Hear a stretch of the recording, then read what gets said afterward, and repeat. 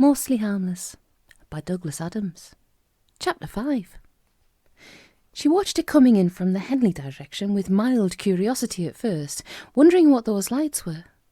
Living, as she did, not a million miles from Heathrow, she was used to seeing lights in the sky. Not usually so late in the evening, or so low, though, which was why she was mildly curious. When whatever it was began to come closer and closer, her curiosity began to turn to bemusement. She thought, which was about as far as she could get with thinking. She was still feeling dopey and jet-lagged, and the messages that one part of her brain was busy sending to another were not necessarily arriving on time or the right way up. She left the kitchen where she'd been fixing herself a coffee and went to open the back door which led out to the garden. She took a deep breath of cool evening air, stepped outside and looked up. There was something roughly the size of a large camper van parked about 100 feet above her lawn. It was really there, hanging there, almost silent. Something moved deep inside her. Her arms dropped slowly down to her side. She didn't notice the scalding coffee slopping over her foot.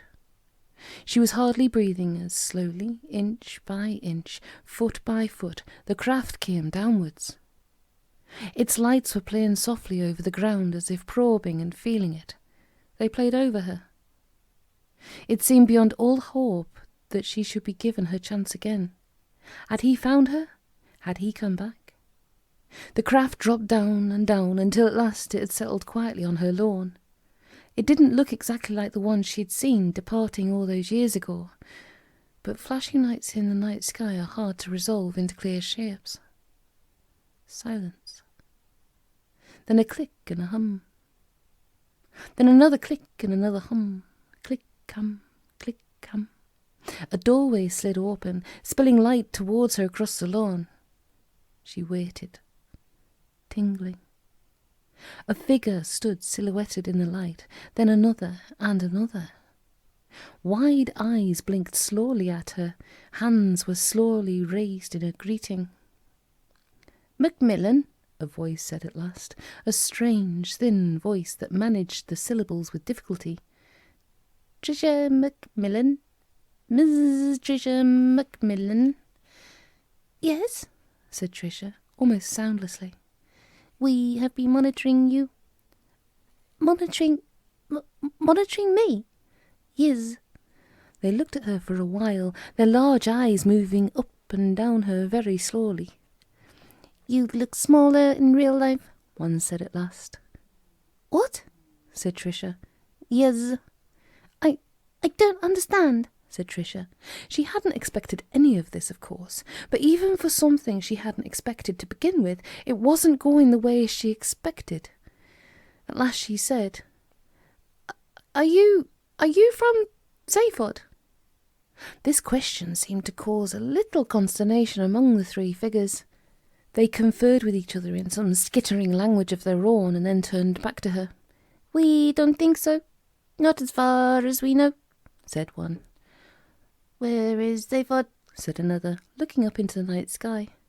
I don't know," said Tricia helplessly. "Is it far from here? Which direction? We don't know." Tricia realised with a sinking heart that they had no idea who she was talking about, or even what she was talking about. And then she had no idea what they were talking about. She put her hopes tightly away again and snapped her brain back into gear. There was no point in being disappointed. She had to wake up to the fact that she had here the journalistic scoop of the century. What should she do? Go back to the house for a video camera? Wouldn't they just be gone when she got back?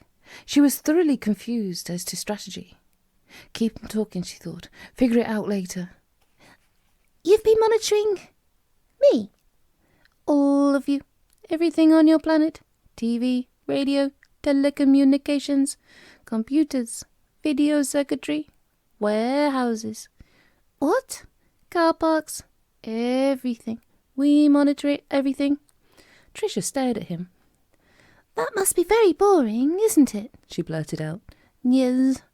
"So why? Except..." "Yes, except what?" "Game shows. We quite like game shows." There was a terribly long silence as Tricia looked at the aliens and the aliens looked at her. There's something I would just like to get from indoors, said Tricia very deliberately. Tell you what, would you or one of you like to come inside with me and have a look? Very much, they all said, very enthusiastically. All three of them stood slightly awkwardly in her sitting room as she hurried around, picking up a video camera, a 35mm camera, a tape recorder, every recording medium she could grab hold of. They were all thin and, under domestic lighting conditions, a sort of dim purplish green. I really won't be a second, guys, Tricia said, as she rummaged through some drawers for spare tapes and films. The aliens were looking at the shelves that held her CDs and her old records. One of them nudged one of the others very slightly. Look, he said. Elvis. Tricia stopped and stared at them all over again. You like Elvis? She said. Yes, they said. Elvis Presley? Yes. She shook her head in bewilderment as she tried to stuff a new tape into her video camera. Some of your people, said one of her visitors hesitantly, think that Elvis has been kidnapped by space aliens. What? Said Tricia. Has he? It is possible. Are you telling me that you have kidnapped Elvis? Gasped Tricia. She was trying to keep cool enough not to foul up her equipment, but this was almost all too much for her.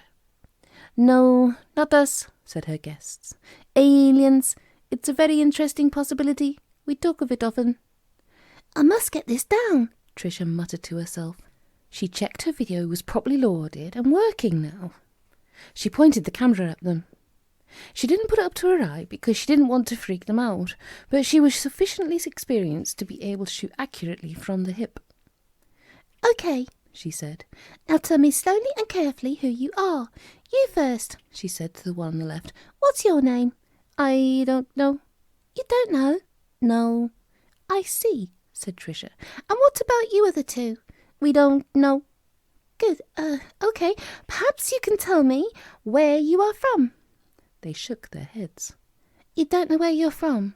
They shook their heads again. So, said Tricia. What are you, She was floundering, but being a professional, kept the camera steady while she did it. We are on a mission, said one of the aliens. A mission? A mission to do what? We do not know. Still, she kept the camera steady. So what are you doing here on Earth, then?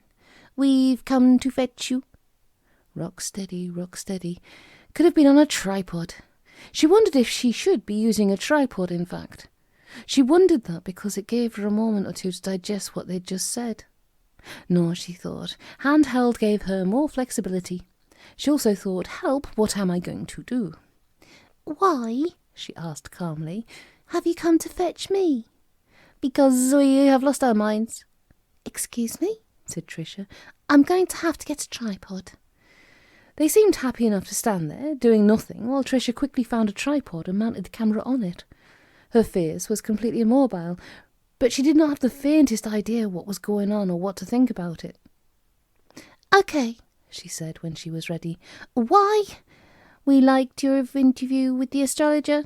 You saw it? We see everything. We are very interested in astrology. We like it. It's very interesting. Not everything is interesting. Astrology is interesting. What the stars tell us, what the stars foretell. We could do with some information like that. But Tricia didn't know where to start. Own up, she thought. There's no point in trying to second-guess any of this stuff. So she said, But I don't know anything about astrology. We do. You do? Yes, we follow our horoscopes. We are very avid. We see all of your newspapers and your magazines, and we are very avid with them. But our leader says we have a problem. You have a leader? Yes. What's his name? We do not know. What does he say his name is, for Christ's sake? Sorry, I'll need to edit that. What does he say his name is? He does not know. So how do you all know he's a leader? He sees control. He said someone has to do something around here. Oh, said Tricia, seizing on a clue. Where is here? Rupert.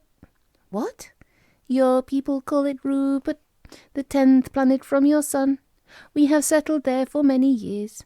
It is highly cold and uninteresting then, but good for monitoring. Why are you monitoring us? It's all we know to do.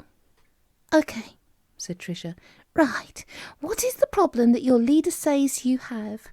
Triangulation. I beg your pardon. Astrology is a very precise science. We know this. Well, said Tricia, and then left it at that. But it's precise for you here on Earth. Yes. She had a horrible feeling she was getting a vague glimmering of something. So when the Venus is rising in Capricorn, for instance, that is from Earth. How does that work if we are out on Rupert? What if the Earth is rising in Capricorn? It is hard for us to know. Amongst the things we have forgotten, which we think are many and profound, is trigonometry. Let me get this straight, said Tricia. You want me to come with you? To Rupert? Yes. To recalculate your horoscopes, for you to take account of the relative positions of Earth and Rupert? Yes. Do I get an exclusive? Yes. I'm your girl, said Tricia, thinking that at the very least she could sell it to the National Enquirer. As she boarded the craft that would take her off to the furthest limits of the solar system, the first thing that met her eyes was a bank of video monitors across which thousands of images were sweeping. A fourth alien was sitting watching them, but was focused on one particular screen that held a steady image. It was a replay of the impromptu interview which Tricia had just conducted with his 3 colleagues. He looked up when he saw her apprehensively climbing in. "Good evening, Miss Macmillan," he said. "Nice camera work."